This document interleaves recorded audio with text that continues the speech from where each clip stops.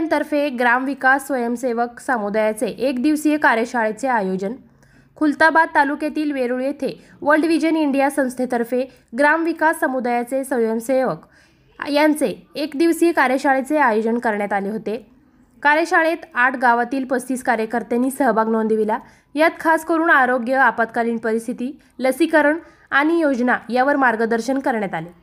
यावेळी संस्थेचे प्रकल्प विकास अधिकारी शैलेश गोफणे, कर्मचारी प्रकाश फुलझेले, आशिष इंगळे, ज्ञानेश्वर देवकर, सिद्धार्थ जाधव, विकास बनकर, प्रीतल हिवरडे सह नागरिक व महिला मोठ्या संख्येने उपस्थित होते। भगवा महाराष्ट्र न्यूज, सविता पोळके, खुलताबाद, छत्रपती संभाजीनगर।